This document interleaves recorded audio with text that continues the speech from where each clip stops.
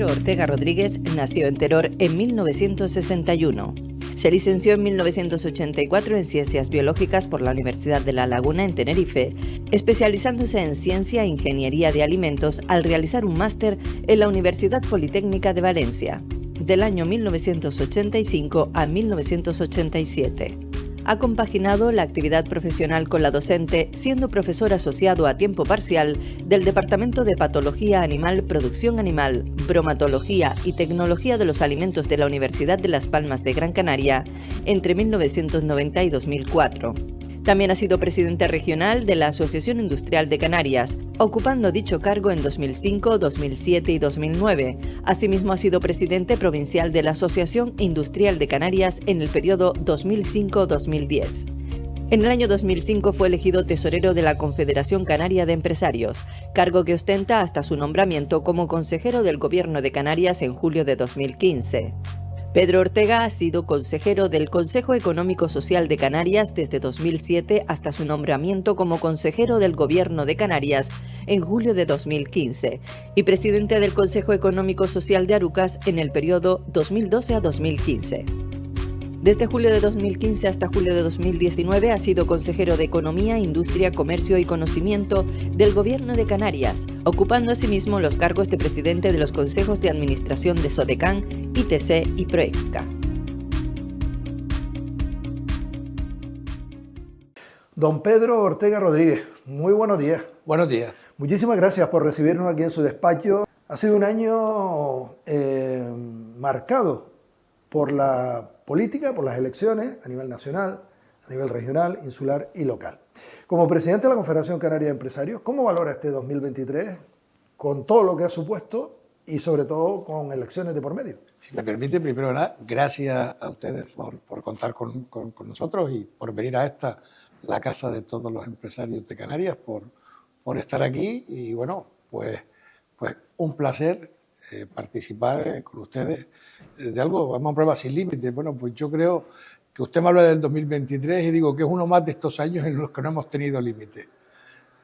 La incertidumbre que llevamos viviendo desde la prepandemia, os decía, yo digo porque al final del 2019 tuvimos ya algunas cositas en Canarias que afectaron al turismo, con la caída de alguna gran compañía como Thomas Cook que nos puso en guardia, pero el 2020 y la pandemia y todo lo que pasó, Calima, más luego el volcán, más luego llegamos al mundo internacional, la subida de la energía, la subida de los combustibles, de los alimentos, todo nos lleva un año que termina en un 23 en el que además viene de una guerra de Ucrania, que ahora tenemos un conflicto en Oriente Medio y además de eso no tenemos claro nunca nada. Y es verdad que al mismo tiempo Canarias está rozando máximos de turistas. Con lo cual es un año en el que la confusión todavía nos ha dominado y en la que hay una tónica. La economía se está ralentizando, eso nos está pasando. La economía canaria, la economía mundial se está ralentizando porque la inflación se está combatiendo desde los bancos europeos, desde el Banco Central Europeo, desde el Banco de Inglaterra, desde Estados Unidos, se está combatiendo subiendo los tipos de interés para frenar la economía. Bueno, eso tiene que tener sus consecuencias y sus consecuencias son que en este momento estamos teniendo una ralentización de la economía. Bien es cierto que siempre esa ralentización es menor de la que esperábamos, lo que nos está pasando, pero hay un aterrizaje suave de la economía y hay que tener en cuenta que el horizonte 2024, que es en las puertas del que estamos ya, no sabemos exactamente cómo va a ser, con lo cual seguimos en el escenario de la incertidumbre. Nos hemos acostumbrado a que las convulsiones, digo, por estar en este programa sin límite, no tienen límite. Está muy bien el apunte que ha hecho, porque además el concepto o la idea del programa es precisamente esa. Tanto de invitados como de temática no hay límite y por eso lo vamos intentando variar y seguro que no será la primera ni la última vez que tengamos que, entre comillas, molestarlo porque hablamos del presidente de la Confederación Canaria de Empresarios con todo lo que conlleva el sector empresarial. Posiblemente sea un año, no sé si para olvidar o por lo menos para que no se repita de las mismas características por todos los detalles que ha comentado y que influyen muchísimo en la economía. ¿A usted le gusta el fútbol, el deporte? Sí, sí, me gusta, claro. Bueno, pues aprovechando lo del fútbol, yo no sé si estamos en ese minuto o faltan minutos del partido. Y lo digo porque la estabilidad, la seguridad en la economía es algo primordial. ¿Estamos en ello? ¿Estamos, por eso le digo, en ese minuto de buscar esa estabilidad, esa seguridad? Me gustaría tener la bola de cristal. Yo sí le digo que a las puertas del 2024 mi deseo es que el 2024 sea un año de sosiego, un año de estabilidad, un año en el que no haya más incertidumbre. Eso es lo que quiero, o sea, pero realmente todavía se nos mantienen vivos los conflictos. Es verdad que si usted miramos hoy mismo que salieron los datos del IPC en Canarias, el IPC se va suavizando, ha bajado en el mes de noviembre, eso es un buen dato, pero todavía seguimos con un 3,8 de IPC en Canarias que sigue siendo muy alto.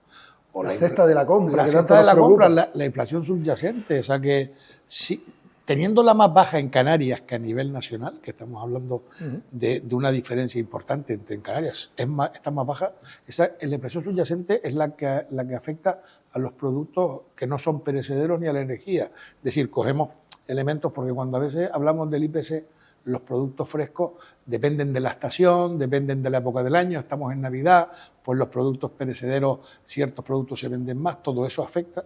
Pues cuando hablamos de que en Canarias la inflación subyacente también está por debajo de la nacional, también es bueno, pero es un 4,1%, es mucho. Con lo que se quejan los ciudadanos, don Pedro, precisamente sobre el tema de la cesta de la compra, de Canarias, siempre se ha hablado mucho de esa temática, por vivir en islas, por 20.000 circunstancias, porque durante muchos años hemos tenido que importar más que buscar el kilómetro cero, y además usted es un empresario de un sector concretamente de la alimentación, y un referente y muy importante.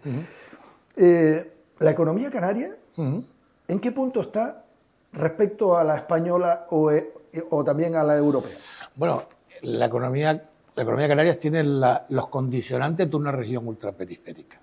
Somos un pequeño territorio que está fragmentado, gran parte del territorio, su orografía, su geografía no permite utilizarlo para cultivos, sino estamos hablando de montañas, de zonas volcánicas, aparte tenemos condicionantes paisajísticos y también de espacios naturales que tenemos que preservar, con lo cual tenemos muchas limitaciones para poder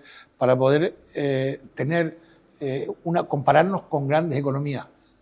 Por eso, de hecho, Europa nos reconoce como región ultraperiférica, nos permite que hayan medidas especiales en Canarias como región ultraperiférica, pero es que en España nosotros tenemos nuestro régimen económico fiscal, nuestro REF, donde se nos dan unas condiciones, se nos intentan crear unas condiciones que compensen la dificultad que tiene estar en Canarias. Mire, yo a veces digo que el ser empresario en Canarias es una cuestión de valientes. Es de valientes porque no es lo mismo montar un negocio para un territorio continuo en el que se cogen trenes, se cogen aviones, se cogen barcos o se cogen coches o camiones, se puede acuerdo a un territorio donde la comunicación, entre Gran Canaria y Lanzarote tiene que hacerse por barco o por avión, no hay opciones. Y si tenemos que utilizar un camión y tenemos una industria o una producción, un terreno, me da igual dónde lo hagamos, de Lanzarote hacia acá o de aquí a Lanzarote o a Fuerteventura. Necesitamos un transporte que tiene que subirse en otro transporte y eso es obligatorio, eso encarece la vida. Y por lo tanto nuestro régimen económico fiscal intenta porque no lo consigue, compensar esas condiciones porque el factor tiempo nunca se podrá compensar. La economía aquí en nuestra tierra, don Pedro, desde su punto de vista, ¿tiene resiliencia? ¿Es resistente?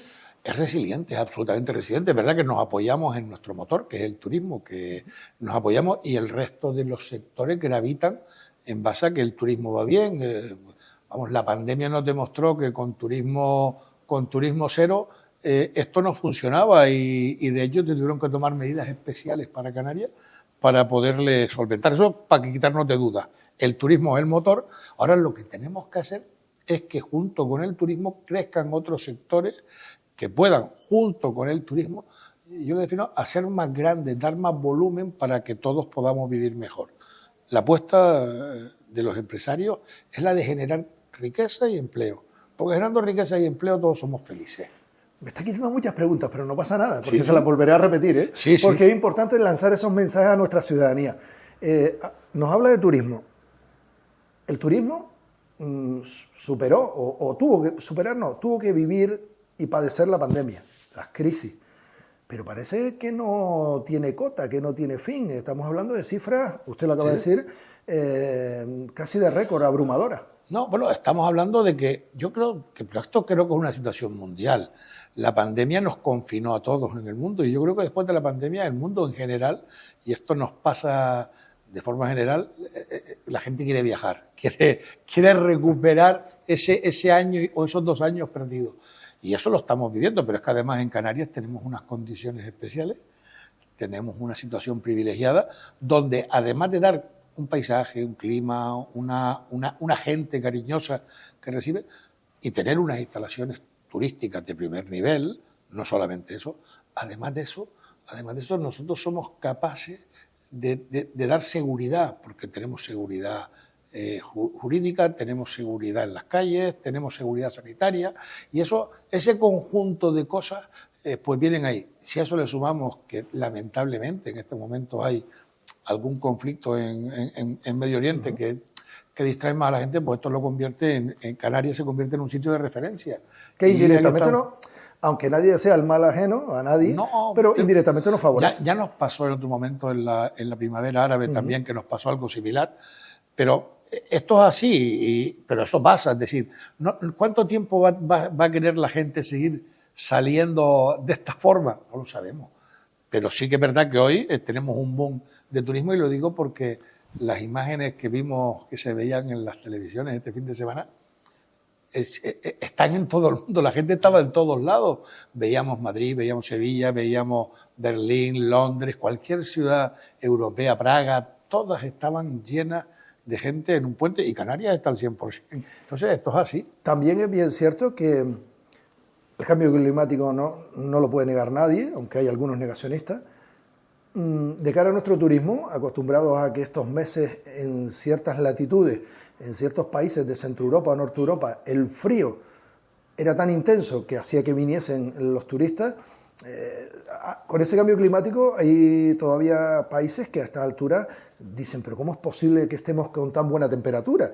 Y así todo, seguimos llenando los hoteles. Le quiero preguntar, ¿usted por qué apuesta en el turismo, don Pedro?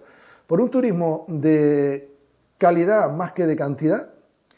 ¿Por un turismo de seguir haciendo grandes hoteles? ¿Hacer grandes hoteles pero también reformar la parte obsoleta? ¿De un turismo de sol y playa o de un turismo de sol y playa pero que también combine con un turismo cultural, deportivo, gastronómico? En definitiva, que salgan de los hoteles y vayan a nuestros pueblos. Mire, yo creo que tenemos que apostar por todo tipo de turismo. Yo creo que cuando uno tiene un motor turístico, tiene que dar la respuesta que quieren sus clientes, que son los turistas. Y yo creo que tenemos que dar respuesta a lo que quieren. Tendremos que tener aquel que quiere un precio barato y quiere un turismo más de masa, pues que tenga su oferta. El que quiere un turismo más exclusivo, más de hoteles de gran nivel, con espacios, también tenemos que ser capaces de darle. Al que quiera el turismo rural, de disfrutar de nuestras montañas, de los interiores, de la gastronomía, o el de la ciudad también, pues que tiene su belleza y quiere un turismo más urbano con combinación rural y con actividades, tienen que tenerlo, con lo cual la apuesta tiene que ser total. Lo que sí que tiene que ser es de calidad total. Y en eso sí que creo que Gran Canaria en concreto tiene asignaturas pendientes, porque tiene una parte de su planta alojativa que evidentemente está obsoleta, tiene una parte de su oferta extrahotelera, la que es adicional, la oferta complementaria de centros comerciales en las zonas que son las zonas turísticas por excelencia de Canarias, donde hay tarea que hacer porque hay que adaptarlos a los nuevos tiempos. Es feo, es triste, ¿cómo están esos centros comerciales? Eso va en contra de lo que es ese turismo de calidad, que es la pregunta que usted me hacía. Tiene que ser de calidad y la calidad es una calidad de 360 grados. Tiene que responder en todo momento, en todos los sitios y a todas las horas a lo que requieren nuestros turistas. Y lo debe hacer además de una forma que preserve el medio ambiente y la imagen de nuestra tierra, con lo cual tiene que ser sostenible y además tiene que ser resiliente para irse adaptando a los cambios que vengan.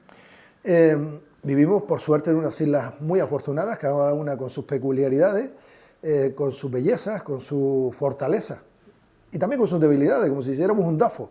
Tiene sus debilidades, sus fortalezas, sus amenazas, sus también oportunidades. Gran Canaria siempre se ha hecho un continente en miniatura, por lo que comenta. Sí. Puede estar en la ciudad, puede estar en el sur turístico, puede estar en el interior disfrutando de y si de me permite, belleza. En ciertos momentos puede pasar de la nieve a bañarse en la playa. En pocos kilómetros. En pocos kilómetros. Efectivamente.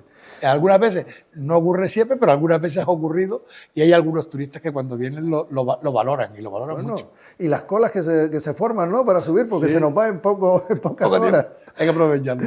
Bueno, hablaba usted antes de dos cosas muy importantes que afectan mucho al sector económico y a los empresarios. Hablamos de la inflación y también el posible endurecimiento de todo lo que tiene que ver con la política monetaria. Son peligros que acechan a la economía y al empresariado. ¿Cómo salvar o cómo conseguir que esos palos que obstruyen las ruedas no nos afecten? Bueno, yo creo, primero, en cuanto a la inflación, eso, la política monetaria va para controlar la inflación, con lo cual ahí es complicado y vemos lo que sí que el endurecimiento de la política monetaria implica que los empresarios tengan una cierta austeridad. Igual que las familias bajan consumo, los empresarios normalmente, las empresas bajan inversión, porque evidentemente si cuesta más el dinero con el que se va a emplear para la inversión, se es más cauto. Pero a pesar de ser cauto, la gente sigue invirtiendo, las empresas siguen invirtiendo porque es necesario para estar actualizado en estos tiempos. Estamos en una revolución tecnológica, en una revolución de transición energética también, y estamos hablando de sostenibilidad. Y entonces, si quieres pasar esta etapa y seguir en la siguiente, digamos que si esto fuera una película, estamos en una escena que tiene que continuar y para estar en la siguiente escena hay que hacer los cambios que hacen falta en digitalización y en la parte de sostenibilidad energética y diría que en todos los temas de reciclado, en todo lo que sea para que sean nuestras empresas, porque al final lo que tenemos que tener una sociedad que sea sostenible y eso se consigue de esta forma porque es la sostenibilidad económica la que viene asociada a todo esto y luego permite que los proyectos sigan. Aprovechando su símil con el mundo audiovisual, dos cuestiones. Por un lado, las buenas películas suelen tener final feliz. Esperemos que todo eso tenga una película con final feliz. Convencido. Y en segundo lugar, hablando del sector audiovisual en auge, ¿usted es de los que apoya ese sector, que puede ser también una dinamización económica? Sí, usted nombraba además mi etapa antes política y esa etapa me tocó impulsar una parte de estrategia del sector audiovisual. En aquel momento yo recuerdo, y además porque tuve la oportunidad de estar con el equipo con el que estuve en aquel momento, que íbamos por el mundo y iba el equipo de Proesca en su momento y el equipo del Gobierno de Canarias, iban a intentar vender Canarias por sus paisajes, por su calidad, con los instrumentos que dan nuestros REF para que la fiscalidad y las películas fueran atractivas, iban los equipos a vender. Hoy, me comentaban hace poco, que hoy vienen aquí a buscar el sol, son los productores, los promotores de películas, los que vienen a Canarias a buscar. Pero hay algo mejor, que ya no es solo el paisaje, y le hablo del 2015, 2016, le hablo de que ya tenemos instalaciones audiovisuales en condiciones donde hay estudios de grabación ya importantes y hay más proyectos de inversión donde hay una oferta que es completa, no solamente está el paisaje, sino está todo lo que hace falta para que se pueda hacer una producción en condiciones y además tenemos unos incentivos fiscales que además se acaban de actualizar ahora quitando los límites que hay para que dejen de ser un atractivo y en este momento Canarias, el sector audiovisual, es un sector en auge y es uno de esos sectores en los que también, vinculado al turismo, porque no cabe duda que vinculado a ese sector viene gente a trabajar, pero es una forma más de hacer turismo aquí y de promocionar nuestras islas por nuestros paisajes y por nuestras instalaciones y por las personas que ya están aquí conformadas y con las empresas que hay formadas para dar servicio a todas esas empresas. Hablando mirando un poco más allá, recientemente ha habido un cambio político en Argentina. ¿En qué punto puede afectar esos intercambios económicos con España en general, pero con Canarias en particular? La relación siempre hispano-argentina, Canarias-Argentina. Pero no creo que sea tanto la que hay. Es decir, lo que sí que es verdad que es un cambio radical en la forma en la que un país hermano como Argentina, y nosotros somos plataforma tricontinental, se enfrenta ahora a sus problemas. Todos estamos expectantes a ver qué es lo que pasa allí. Pero no creo que eso tenga efecto porque, mire, volvamos, nuestro turismo principalmente viene de Europa y no tenemos un vínculo económico. Sí que tenemos personas que vivían o de origen canario, que están allí, o canarios que fueron y ahora volvieron, y eso da un lazo sentimental, emocional, que nos hace mirar a ver qué pasa y desearles, cómo no, que les vaya bien, que es, como se diría, que les vaya bonito, que es lo que queremos todos.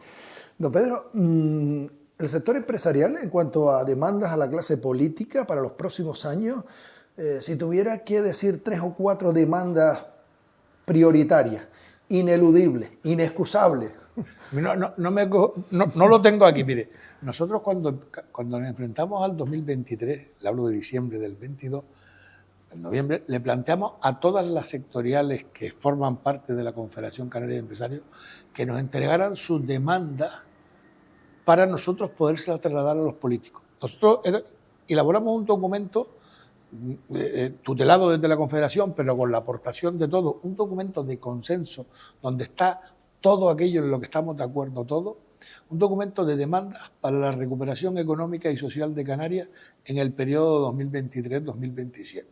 Entonces, en ese documento recogimos primero lo que eran las demandas generales, las que eran generales, y luego además las sectoriales en las que estábamos de acuerdo todos. Es decir, es un documento completo que es como si fuera el libro de mesa, que a todo aquel que venía le decíamos, esto es lo que nosotros creemos que tenemos que hacer para el 2023-2027. Y entonces, entre esas cosas, nosotros poníamos, uno, que teníamos que tener mayor calidad legislativa. Decía, estamos comprobando que se sacan muchas normas de forma continua, muchas veces se hacen mal porque no se consultan, no se estudia bien y al final tienen que corregirse después y eso crea inseguridad jurídica. Esa es una que pedíamos. Una segunda cosa que pedíamos era la agilización administrativa. La burocracia. Tenemos que simplificar de una vez los procedimientos.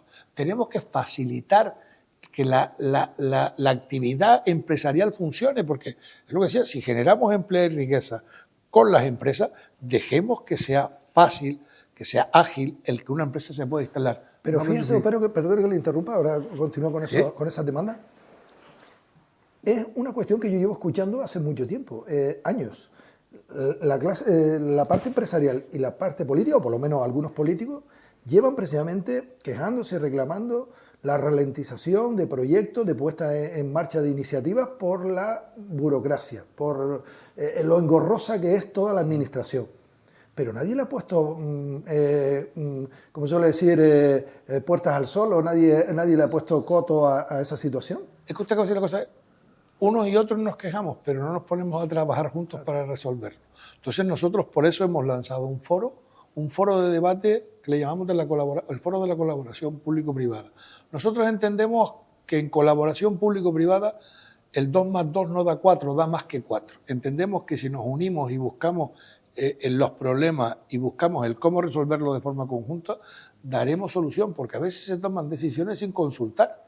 Y creemos que esto sale del diálogo. Objetivo común, mejorar nuestra sociedad.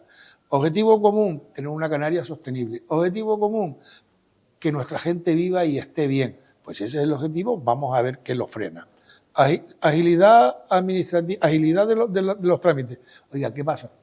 Mira, legislemos bien, decíamos nosotros. Oiga, simplifiquemos las normas. A veces ponemos unas normas sobre normas y tenemos una complejidad de normas que además tenemos que ir a hablar con 3 administraciones. Eso no puede ser.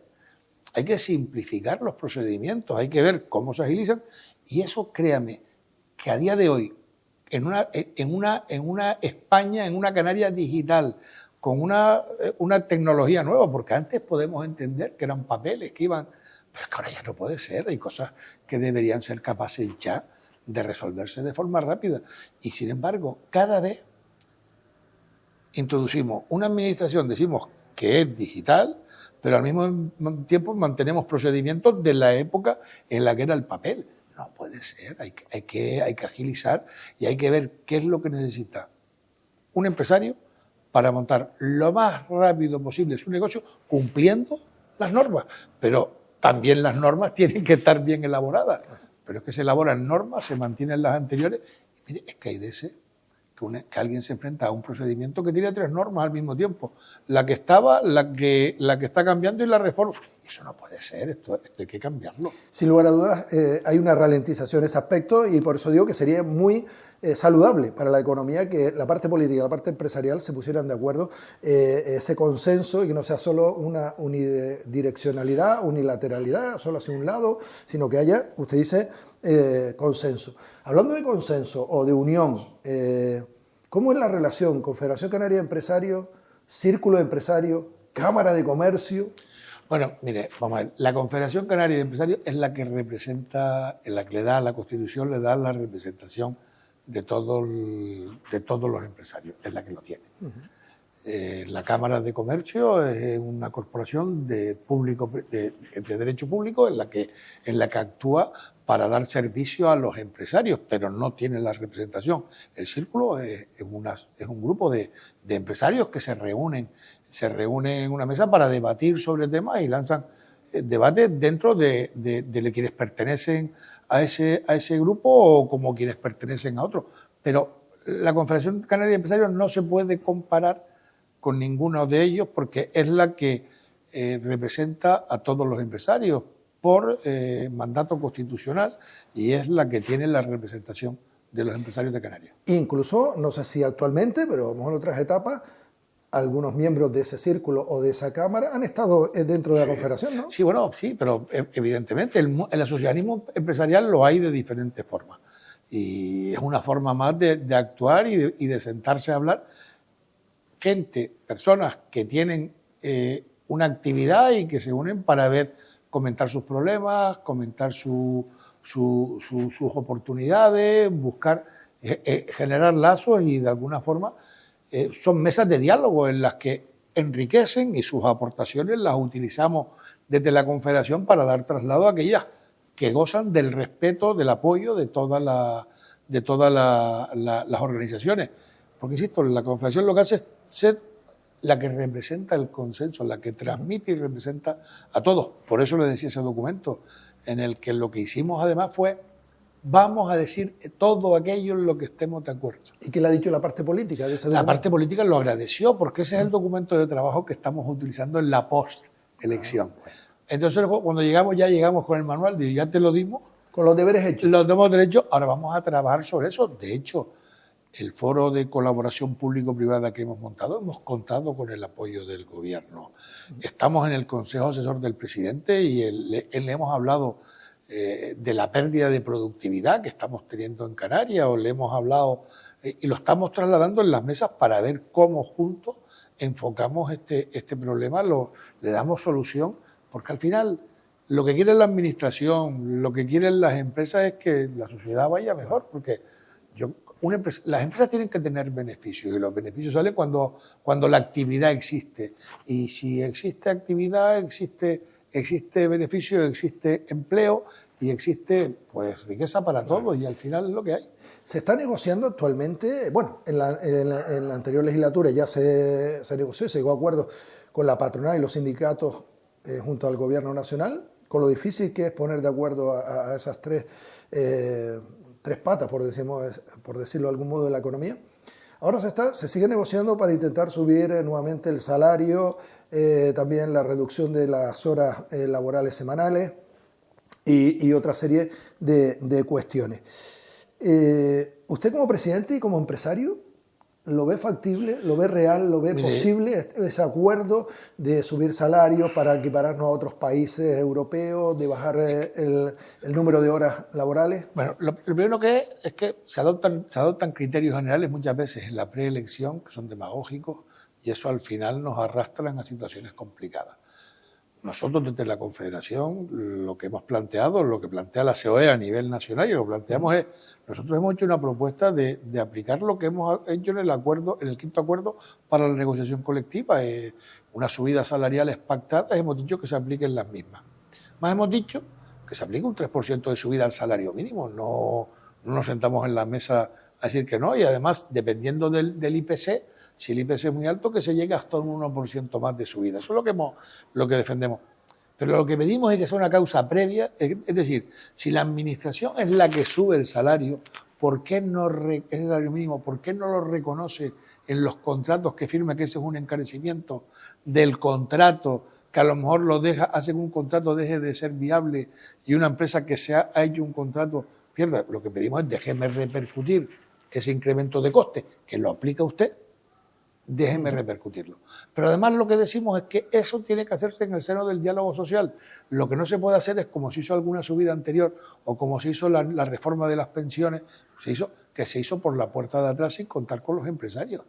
En esta reunión hay tres partes y miren, nosotros hemos llegado a un acuerdo con los sindicatos en la negociación colectiva. Llegamos en marzo, abril, llegamos a un acuerdo y... Habla de Canarias. No, a nivel nacional, pero lo trasladamos a Canarias porque nosotros asumimos esos acuerdos. Nosotros tenemos también acuerdos de negociación colectiva que se tienen aquí. Nosotros no tenemos ninguna dificultad en sentarnos a hablar y buscar acuerdos. A ver, lo que no puede ser es que llegue alguien que en la mesa y no respeten las normas del juego que están puestas. Eso creo que hay que tener. Es lícito que digamos que eso no puede ser, que hay que respetar el marco que nos hemos dado para solucionar los problemas. Y digo, y si no queremos respetarlo, tenemos que cambiar las reglas. Si queremos hacerlo de otra forma, hay que cambiarlas. Pero lo que es cierto es que hay que respetar eso, y con lo que usted me pregunta, le digo lo mismo, lo de la reducción de jornada. Es que no en todos los sitios se podrán aplicar ese tipo en el trabajo a turnos. Habrá que verlo por empresas, por sectores, y habrá que ver el Estado.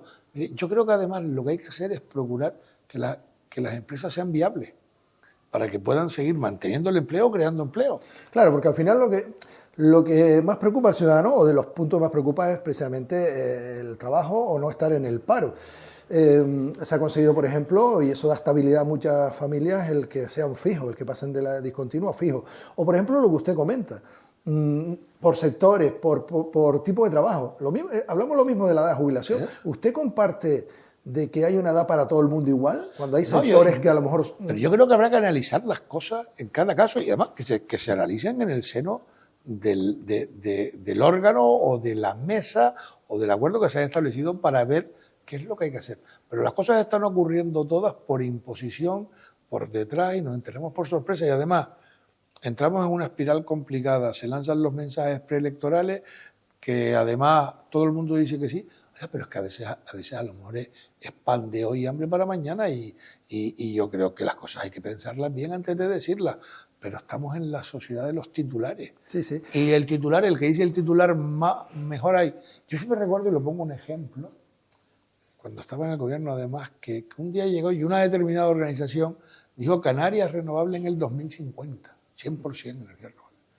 Entonces, yo digo, pero ¿cómo va a ser si eso es inviable? No se puede, porque, bueno, puede ser, pero bueno, de aquí a allá, pero decirlo así, me lo pintas lejos, y yo no voy a estar para verlo, decía yo, pero que veo, digo, pero es que después al poco tiempo oigo que alguien dice 2040 Canarias renovable, energía renovable, digo, bueno, ya está, y el próximo alguien llegó y dijo el 2030, digo, cuando eso es inviable. Es decir, está bien que nos pongamos objetivos ambiciosos, está bien que el objetivo, pero no distorsionemos, no engañemos, porque no todo el mundo entiende bien esos titulares. Porque, entre otras cosas, yo, por poner dos ejemplos, yo no me imagino a un señor con 70 años subiendo bloques en un andamio, por poner un ejemplo, ni me imagino a una señora o señor de camarero o camarera de piso limpiando 30 apartamentos. Por eso habrá que estudiarlo en cada caso y aplicar. Y además yo creo que hoy en día tenemos las mesas suficientes, la técnica y el conocimiento suficiente para poder abordar los problemas. No hay nada más que mirar una cosa, cómo hacíamos las cosas en 1990, antes de llegar al 2000, y cómo se hacen hoy. Veremos que hay una gran diferencia en prevención de riesgos laborales, en salud, en todo. Entonces, a veces aplicamos las reglas de antes a los tiempos de hoy, no. Y después de repente queremos saltar y no queremos pasar de vuelta sin haber tocado. Y es lo que le decía antes, que aplicamos normas, mantenemos unas cosas y las otras, eso genera confusión. Si esto al final, los trabajadores, las empresas, lo que quieren es que las cosas fluyan bien y que ganemos todos. Claro, y de ahí le quiero preguntar la siguiente pregunta, don Pedro, porque precisamente la preocupación que le comentaba antes de la población en general es el poder tener un puesto de trabajo, poder hacer planes de futuro porque tiene estabilidad laboral, los jóvenes poder emanciparse de su casa, de lo que tanto hablamos, o poder adquirir una vivienda, que también tenemos un problema grave con esa cuestión. Y al final son circunstancias que hacen que la población en ese aspecto esté desanimada o esté preocupada. Usted como empresario y como presidente de la Confederación, ¿los empresarios van de la mano con la población y esa preocupación? ¿Están de acuerdo en que hay que buscar salidas para que se genere empleo sobre todo y riqueza? Le voy a contar, estamos preocupados porque no encontramos mano de obra. Estamos Estamos preocupados porque no encontramos mano de obra y además si encima le añadimos mano de obra cualificada, capacitada, menos. Y tenemos 170.000 parados. Pero eso es otra cuestión que le quería preguntar. Qué curioso, algo, ¿no? Algo falla. Qué curioso. Algo falla. Porque eso que usted comenta lo he oído de sectores empresariales de que dicen que no tengo camareros, que no tengo cocineros, por citar dos ejemplos. No, yo le digo a usted que estoy sentado en la mesa todos los meses y llevamos todo el tiempo diciendo no encontramos personas para trabajar.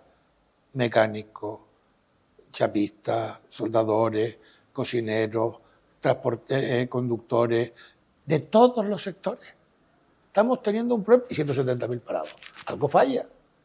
¿Qué cree usted que falla? No, algo falla. La primera cuestión que falla es que hace falta personas, ¿vale? Pues vamos a ver por qué. ¿Por qué tenemos 170.000? ¿Cuáles no son de esas 170.000? Pues no las podemos considerar porque no están o no pueden o lo que sea. No lo sé. Para eso tenemos que sentarnos y analizarlo juntos. Pero lo que es verdad que eso es un problema. ¿Verdad? Las medidas que estamos tomando de políticas pasivas de empleo son las que facilitan el que la gente vaya al mercado de trabajo o facilitan el que la gente no vaya. Habrá que analizarlo. Habrá que ver qué medidas activas habrá que hacer para capacitar. Y otra segunda cuestión que habrá que hacer es cómo tenemos que reformar nuestro sistema de educación, la formación profesional básicamente, para que nos lleguen las personas que necesitan las empresas. Hemos hablado varias veces del cambio que está sufriendo la sociedad. Un cambio en el que las profesiones son nuevas. Usted decía, elementos en los que hoy antes los hacíamos a mano y hoy lo hacemos con máquinas, que a lo mejor esas máquinas lo que requieren después siempre es de personal técnico que las tenga al día. Bueno, pues el trabajo físico se sustituye muchas veces por máquinas. Todo esto que le digo, habrá que buscar una solución. Don Pedro, usted es empresario, un reconocido empresario, pero veo que tiene telepatía. Porque me está siempre, parece que adivinando la siguiente pregunta. No, será que las estoy leyendo. Aquí no tenemos la cámara, ¿no? Bueno, porque precisamente acaba de nombrar la FP, la formación profesional. Y yo le quería preguntar precisamente por esa cuestión a nivel empresarial. ¿Usted cree que debería potenciarse más? ¿Debería, sobre todo, con ciclos específicos de lo que demanda o necesita, por ejemplo, Canarias, que a lo mejor las necesidades de aquí son diferentes a otra comunidad? Y le pongo un par de ejemplos, con futuras salidas profesionales o por lo menos que puedan mantener esas profesiones de lo que demanda el empresariado. En turismo podríamos hablar de todos los tipos o todos los campos. El tema de tecnológica y la audiovisual que ya comentábamos antes. Todo lo que tiene que ver con el medio ambiente, el sol, el aire o el mar. Tema sanitario, porque cada vez la población envejece o tiene mayor esperanza de vida. Todo el ámbito deportivo, también agrícola, o por ejemplo, lo que usted decía, y yo quería hacerle hincapié, porque hoy en día nos centramos mucho en tener carreras profesionales, carreras universitarias, grados, posgrados, diplomaturas, licenciaturas, pero los mecánicos, la gente dedicada a todo frío y calor, los electricistas, todo lo relacionado con la electricidad, la fontanería, cada vez eso se demanda más esas profesiones, pero hay poco. Sí, es que yo creo que hemos tenido un problema que no hemos dignificado la formación profesional. Y hay otros sitios otros países donde está dignificada y les va mucho mejor y tienen unas sociedades más industriales, tienen saltos tecnológicos importantes, porque ha sido así. Yo creo que aquí esa asignatura no la hemos tenido dignificar. Segundo, adaptar la formación a las necesidades de las empresas. El cambio que estamos viendo todos en nuestras casas, es que lo vemos en nuestras casas, que los mayores no saben cómo enfrentarse a los problemas y tienen que preguntárselo a los hijos. Y sin embargo no estamos haciendo lo mismo en la formación profesional, no se ha hecho ese trabajo. Y después, dignificar, adaptar y la última, que sería mesas de valoración donde se pueda mantener un continuo evaluación de cómo va el sistema para ir respondiendo a las demandas y dirigir a las personas a donde pueden encontrar el puesto de trabajo, con lo cual pueden ganar dinero, con lo cual pueden tener un proyecto de vida, que no es más que eso. Porque lo que gana un fontanero en electricidad hoy en día, porque hay pocos y pero, al final son necesarios. Sí, son necesarios, pero usted fíjese que eso sí lo pedimos, le preguntamos a cualquier persona, es difícil que nos encontremos a alguien que quiera abordar un proyecto de eso. Y como proyecto de vida, algunos de estos son grandes empresarios hoy, ¿eh? El REF, lo comentaba usted antes, y seguimos con la misma cantinela, podríamos decir. Gobierne quien gobierne, en Madrid, aunque sea del mismo color político que el que gobierna aquí en Canarias, aquí parece que no se ponen de acuerdo, que nadie entiende lo del REF. Le pregunto, ¿el REF desde ciertos sectores lo miran más como un privilegio que como una necesidad por la situación de ultraperificidad, por ser isla? Y parece que Madrid algunas veces no entiende, incluso con, insisto, ministros o diputados o senadores, senadoras, diputadas canarios. Sí, pero eso parte de una visión que el que está fuera y ve Canarias la ve sol y playa y ve que esto es un paraíso. Eso es un error. Porque ya lo decía antes, que para ser empresario en Canarias hay que ser valiente. O sea, porque tiene muchos problemas el montar una empresa en Canarias. Dicho esto, nuestro régimen económico y fiscal, digo, no es que sea ni necesidad ni que sea un beneficio, es una compensación. Compensan para que seamos lo más parecido, tengamos las condiciones de vida más parecidas a las que tiene un ciudadano que vive en el territorio continental. Yo siempre pongo un ejemplo. Yo pongo a dos personas y pongo una estantería llena de libros y en el cuarto estante tenemos un libro que es para estudiar y las dos personas estudian sobre, una es más baja que otra. Bueno, pues pero son dos personas, una más baja que otra. Y eso no significa nada más, sino que cuando va a coger el libro, uno va, lo coge y el otro, el que es más bajo y que no llega, pues no llega. ¿Qué se le hace al pequeño? Se le coge un taburete, se le coge una escalera, se sube y lo iguala. Pues el REF es ese elemento que nos permite igualarnos. Y digo además, no consigue nunca que tengamos la misma altura, porque hay cosas que no se pueden solventar, el tiempo es el tiempo, pero intentar que por lo menos esa diferencia no sea tanta, y eso es lo que debemos tener. Por eso nuestro régimen económico y fiscal, a mí me tocó una revisión, la del 18, me tocó negociarla en mi etapa de consejero, tuve el honor y el orgullo de liderar la negociación con el gobierno de España, con un equipo de personas que estaban, y lo que te dabas cuenta es que en todos los lados pensaban que eso era un privilegio, y en todo momento tenías que explicar que no era el privilegio, que era la compensación, y tú cuando les explicabas a unos y a otros, le ibas explicando lo que costaba una cosa en un sitio y lo otro, o lo que teníamos que hacer, sencillamente, le digo, para que una empresa que esté en Madrid, una empresa industrial, que llevara sus productos a Guadalajara, cogía el camión e iba. Una empresa industrial que esté en Canarias, en Gran Canaria, pues para irse a Lanzarote va a tener que salir con un camión, llevar el camión al barco, montarlo en el barco, dejar la plancha allí, y luego allá tendrá que haber otro camión que lo saque del barco y lo lleva a la otra tienda y tal. Cuando tú lo explicas y dices, pero es que además el señor que tenía la industria en Madrid tiene 3 millones de habitantes ahí al lado. Nosotros aquí tenemos 2.200.000 repartidos en 8 islas. Algún día se acabará con este debate y quedará anclado y gobierne quien gobierne, el REF tendrá su peso y su historia. Usted si me permite, el debate no se va a acabar. La cuestión es que tengamos las garantías para que nadie lo pueda tocar, que eso es lo que tenemos que hacer. Que luchar o por sea, ello. El debate siempre va a haber la visión de otro que dice, oye, ¿por qué le dan a...? Pero bueno, eso lo que tenemos que buscar, cómo anclarlo en nuestro sistema, Claro. de tal forma que solamente se mueva por acuerdo, porque hay una cosa que es verdad, no podemos pensar en un REF que sea el mismo REF siempre. El REF debe, si va cambiando la sociedad y van cambiando los problemas y van cambiando la economía, el REF debe ser capaz de adaptarse siempre para lo mismo, para hacer ese taburete que haga que esos dos seamos iguales. Ese ejemplo ese ejemplo símil está perfecto. Y además que sea revisable, ¿no? Sobre todo que sea Tiene que ser, revisable. yo creo que tenemos que darnos un tiempo y porque hay que mejorarlo. O sea, el REF siempre debe estar mejor. Y mejorarlo no significa que si las circunstancias cambian y yo lo he ideado con un modelo económico de una determinada manera, pues y las cosas van mal o van de otra manera, y entonces ya el REF no responde a los problemas que estamos teniendo y tenemos una desventaja, está empeorando. Por lo tanto, habrá que cambiarlo para que mejore. Estamos en la recta final, pero yo quiero hacerle algunas preguntas más importantes que la ciudadanía seguro quiere escuchar en la voz del presidente de la Confederación su opinión.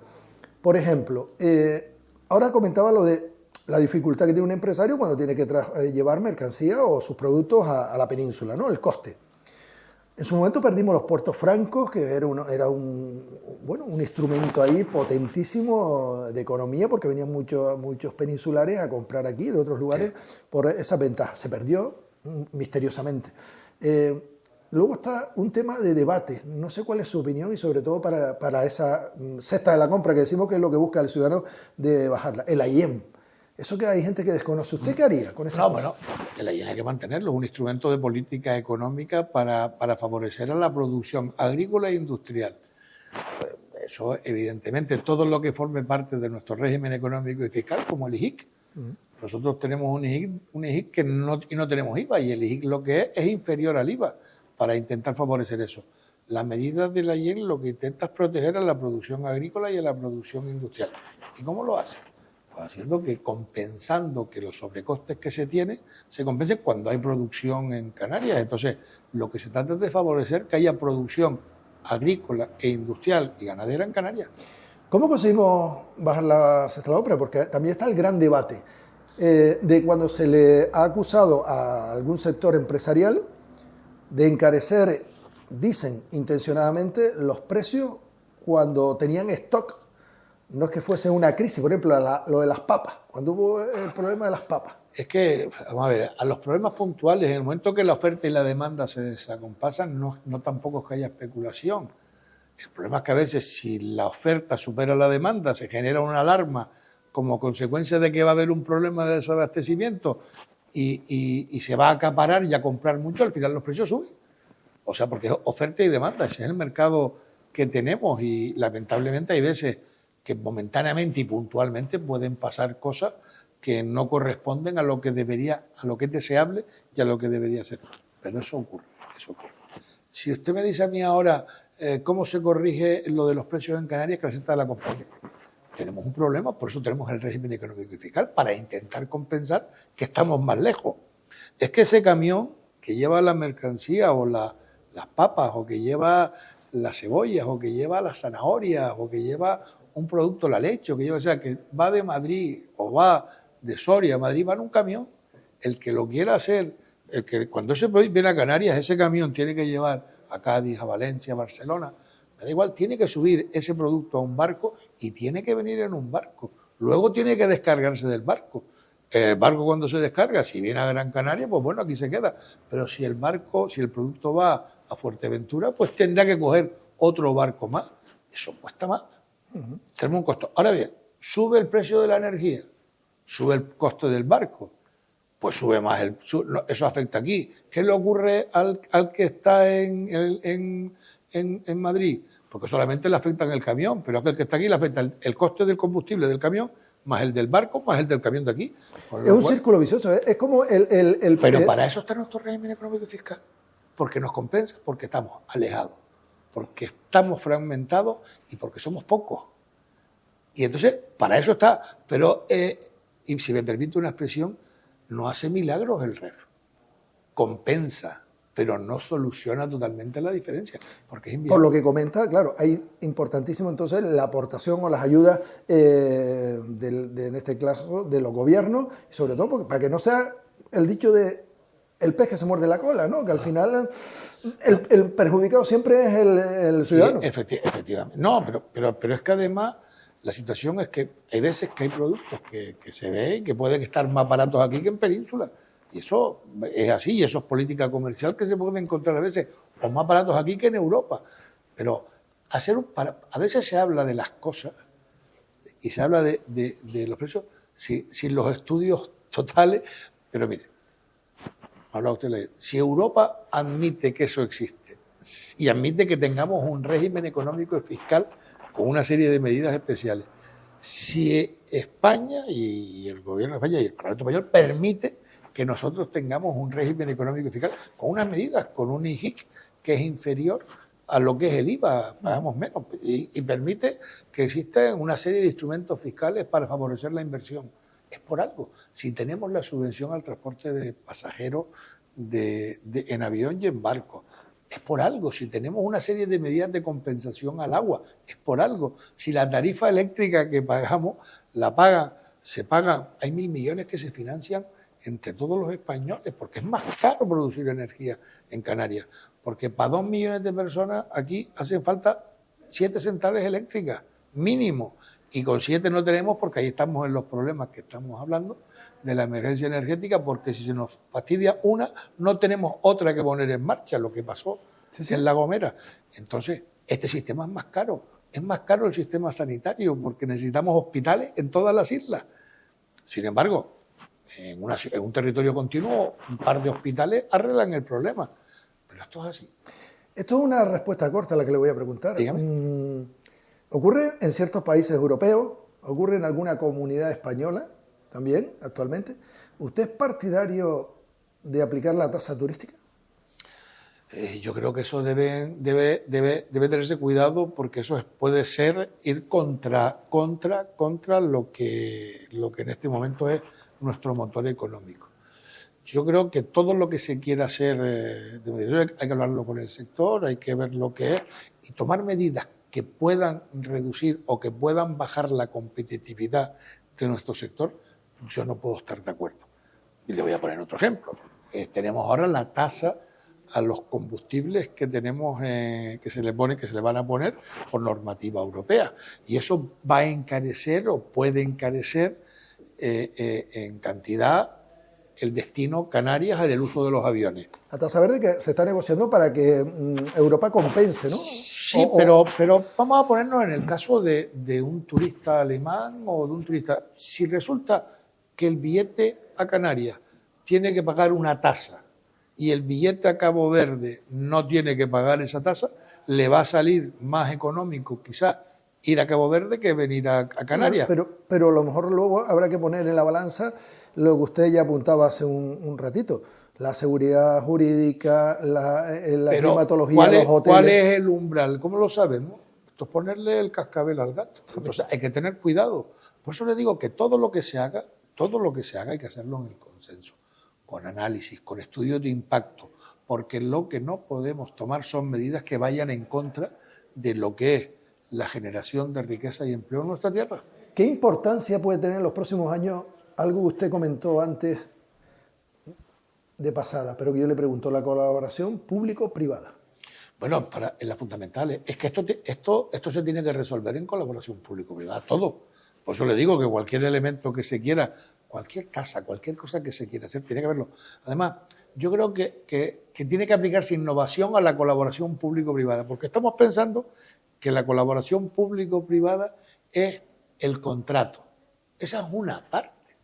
Hay otra parte que es hacer las cosas juntos, hacer las normas para que las cosas funcionen. Y para saber qué es lo que necesitan las empresas, lo que tengo es que hablar con ellas, a ver qué es lo que necesitan. Igual que en las empresas, para saber cómo mejorar la innovación en una empresa, las empresas cuando quieren innovar hablan con sus trabajadores y aparte también vienen externos, pero los que mejor conocen los procesos son quienes los ejecutan, con lo cual se cuenta con ellos. Entonces la innovación también tiene que incorporarse a la colaboración público-privada de tal forma que sea eficaz, que sea eficiente y que se evite que se tomen medidas. Te me nombraba una tasa que se pueda tomar sin tener en cuenta las circunstancias y vaya en contra del destino en un momento que a lo mejor estamos arrancando, se nos llena la boca de alegría y pasado mañana se nos cae el mercado y lloramos. ¿Y cuál fue la causa? Que tomamos una decisión equivocada. Las decisiones tienen que estar argumentadas. Y con consenso, ¿no? Fundamental. Siempre. El diálogo tiene que ser el motor de todas las decisiones. No debe haber imposición, ¿no? Ya esa época pasó. Yo creo que ya esa época está lejos. Exacto. Don Pedro, y entonces, si el empresariado, el sector empresarial está dispuesto a colaborar y a trabajar de la mano, ir de la mano con lo público, ¿por qué se despotrica? ¿Por qué se pone en solfa? ¿Por qué se demoniza al sector empresarial? Mire, la demagogia electoral, que es más fácil atacar y demonizar y aplicar populismos baratos, y permítame que se lo diga así, es decir, simplista, y no se respeta a quien pueda generar riqueza y empleo. Yo tengo el orgullo de defender y de representar al sector empresarial, porque creo que los empresarios, y lo he dicho y lo seguiré diciendo, son unos valientes estando aquí en Canarias. Son personas que se acuestan con los problemas, que arriesgan su dinero, que ponen en riesgo su vida familiar, anteponen a la empresa, a las personas que trabajan con ellos, a la familia, a todo, porque son personas de proyectos que emprenden y son los motores que dinamizan una sociedad. Sin empresas no hay riqueza, sin empresas no hay empleo. Y hace falta riqueza y empleo. Usted nos hablaba al principio de esa hoja de ruta que le envió al Gobierno de Canarias y cómo se está intentando trabajar de forma conjunta. Lo traslado ahora a Gran Canaria. El Cabildo de Gran Canaria, el trabajo que se está haciendo desde el Cabildo con la Confederación Canaria de Empresarios, con su presidente a la cabeza, don Antonio Morales Méndez, ¿cómo la valora? Bien, positivo. Y además tenemos cercanía, hablamos con frecuencia, nos apoyamos. Yo creo que hay un trato absolutamente cercano, de objetivo común, de defender esta isla, porque además nosotros como Confederación representamos pues a 3 islas.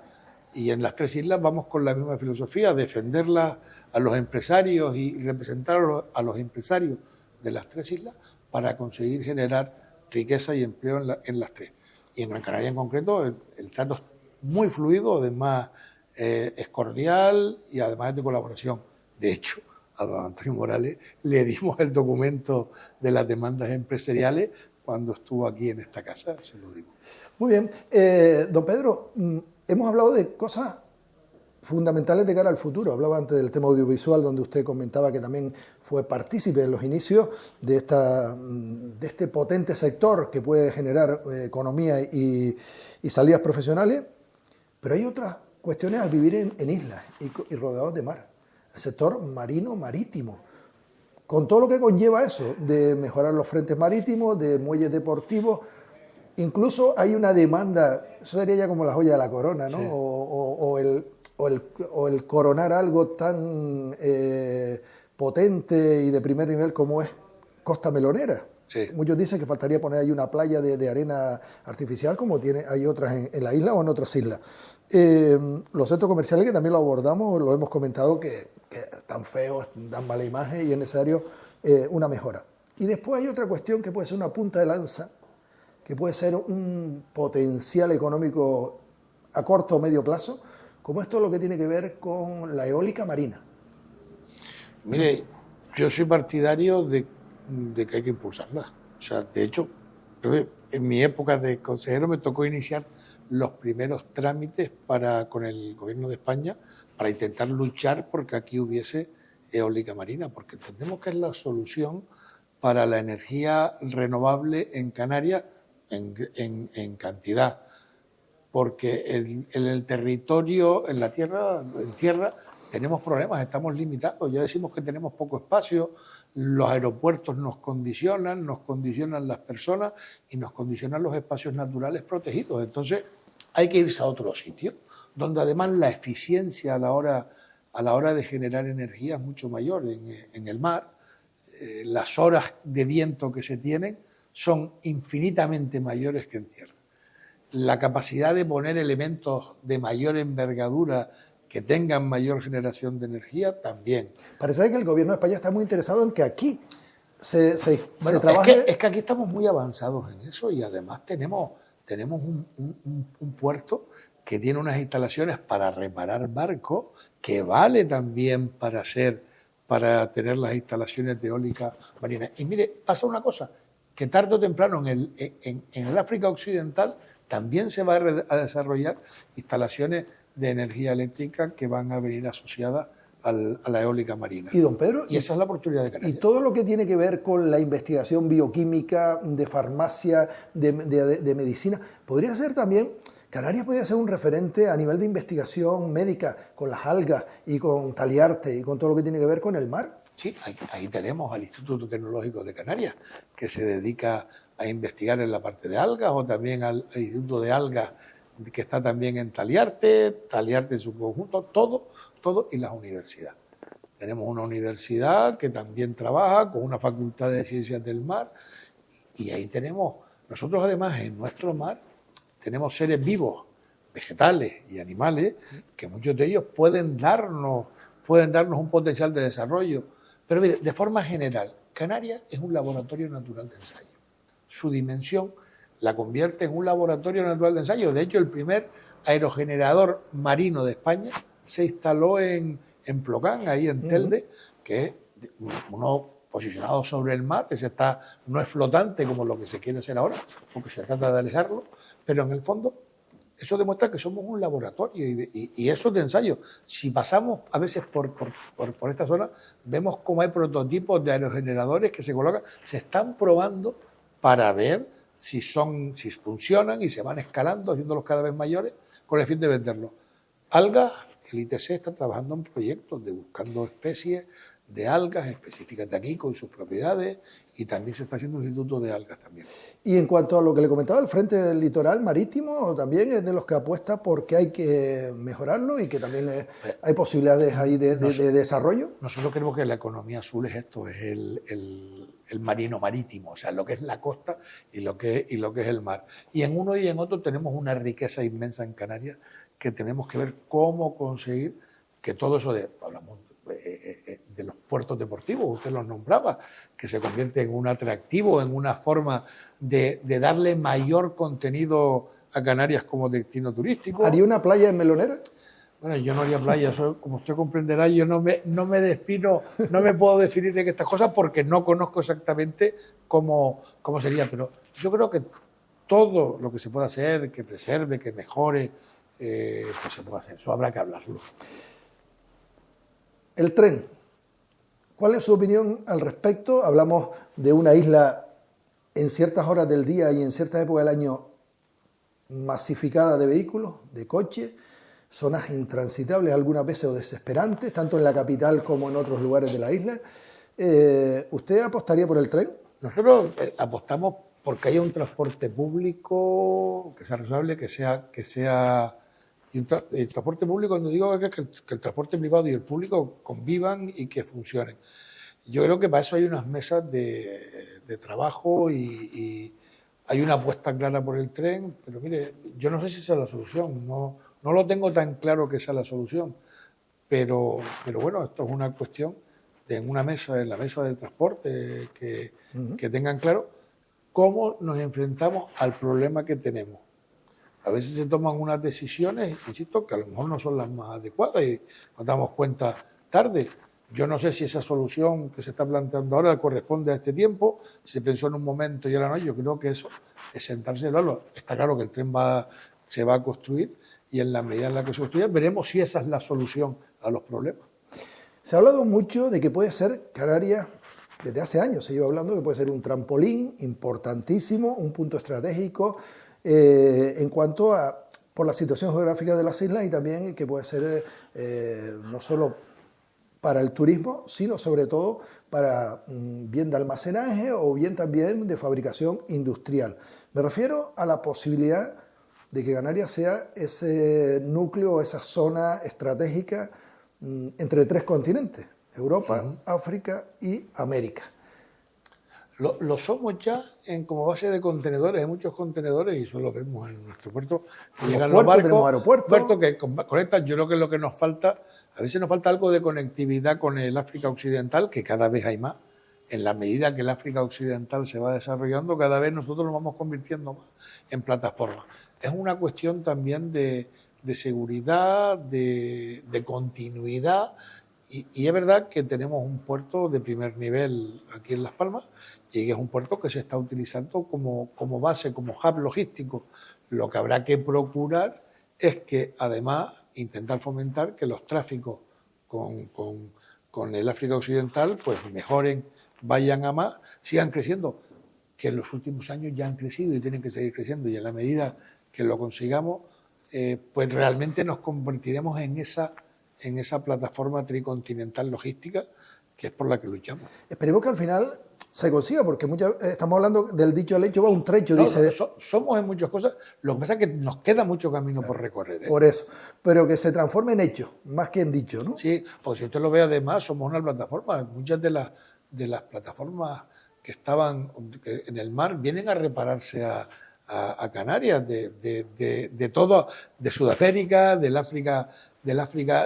Sudáfrica, vienen hacia arriba y se reparan aquí y hacen el tránsito aquí hacia el norte de Europa. Esa parte la tenemos. Lo que habrá que ver es cómo lo mejoramos.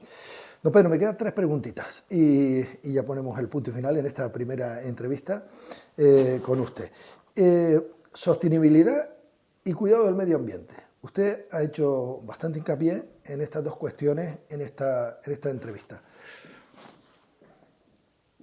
¿Lo cree firmemente? ¿Cree que el futuro de nuestra tierra y sobre todo porque hay muchos turistas que precisamente se decantan por uno u otro lugar en función de esas cuestiones?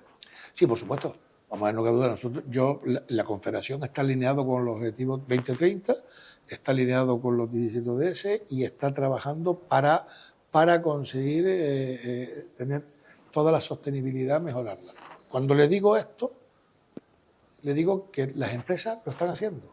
Las empresas están instalando autoconsumo, plantas solares, están actuando en la eficiencia de los recursos hídricos, están avanzando en el reciclado, están avanzando en todo lo que tienen para ser lo más responsables que se pueda en el entorno, en el momento en el que estamos. Una cuestión que usted comentaba y que yo también quería hacer hincapié. Hablamos del cero turístico que hubo en la pandemia, que afectó muchísimo a nuestra economía, a nuestra tierra, sobre todo por la cuestión del turismo, donde Canarias lo pasó bastante mal, habría que decir, respecto a otras comunidades. ¿Usted cree que se debería aprender de ello? ¿Se debería tomar muy buena nota, sobre todo la parte política, porque buscar ya o empezar a trabajar en otras alternativas económicas que ni Dios lo quiera por si un día vuelva a surgir esa desagradable situación que no queremos nadie? Me refiero a otros sectores, llámese agricultura, industria, energías, el mar, porque el hombre es el único animal que tropieza 2 veces en la misma piedra. Y muchas veces nos llenamos la boca, digo yo, que cuando ocurre algo decimos, hay que poner coto a esto, hay que cambiar, hay que frenar, hay que modificar, pero luego nos olvidamos. Vamos a ver, no. O sea, el turismo es el motor. Eso, pensar que aquí podemos vivir sin el turismo, no. Ahora, lo que hay que hacer es que los otros sectores también con el turismo sumen a la economía. Que eso significa que seamos lo más capaces de ser autosuficientes en todo lo que podamos. Y además que podamos ser una plataforma de servicio, una plataforma de generación de productos, una plataforma de investigación que generen puestos de trabajo. Y en ese sentido, todos los sectores pueden sumar y lo pueden sumar junto con el turismo. Nosotros tenemos un laboratorio de ensayo y si hablamos de productos, tenemos también un montón de consumidores para testar de todo el mundo. O sea, que podemos tener un amplio espectro de personas para probar. Podemos utilizar los recursos favorecer los recursos que nos da la naturaleza en este tiempo, el viento, el sol, el mar, para aprovecharlos y tener otros productos, otras cuestiones que nos puedan dar valor. Hay quien lo está haciendo ya. Hay empresas ya que están funcionando en otro nivel y yo estoy seguro que poco a poco iremos avanzando en una línea en la que habrá una diversificación con el turismo. Porque hay veces que hablamos de diversificación y nos olvidamos del turismo. Se trata de que el turismo siga siendo grande, que siga siendo un turismo potente, un turismo que dé trabajo a muchas personas, un turismo que genere recursos económicos para nuestra tierra, pero también con otros sectores que con él convivan y nos hagan mejores. Proyectos estratégicos a medio plazo, hemos hablado de varios de ellos, por ejemplo, todo lo que tiene que ver con las políticas energéticas. El agua, fundamental, está el Salto Chira-Soria, que también puede ayudar a la parte alta de la isla, a todo lo que tiene que ver con la agricultura, y luego la cuestión de la energía. O también los puertos y aeropuertos que ha nombrado.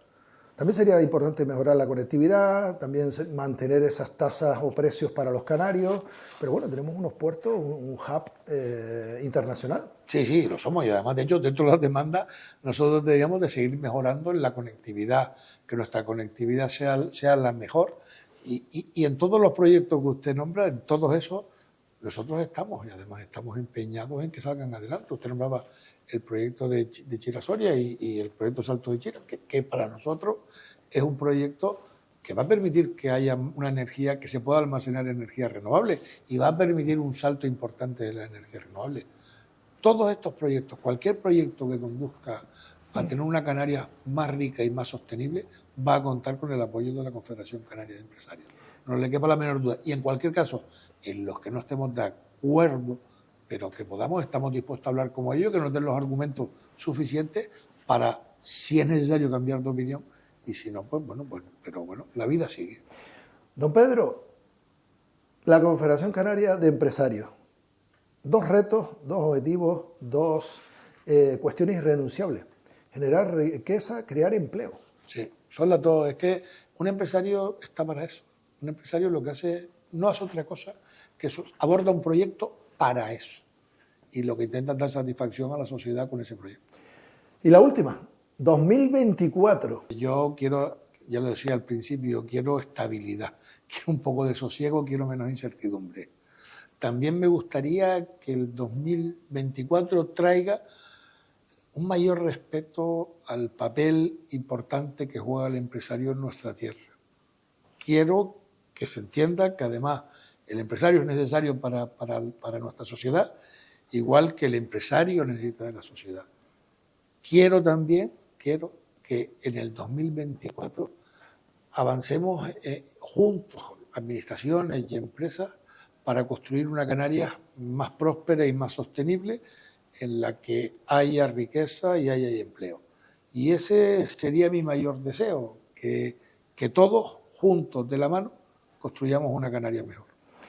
Pues don Pedro Ortega Rodríguez, nos quedamos con esas últimas palabras, que sea una realidad, que todos esos deseos se cumplan, porque al final redundarán en beneficio de la sociedad canaria, de nuestros hombres y mujeres, de nuestros hijos e hijas y también de las futuras generaciones. Gracias por abrirnos las puertas de la Confederación y poder charlar distendidamente, y un ratito muy agradable para que también nuestros televidentes, tanto en televisión digital como en internet, en cualquier lugar del mundo, sepan lo que se hace en esta bendita tierra canaria. Gracias y feliz 2024. Muchas gracias a ustedes.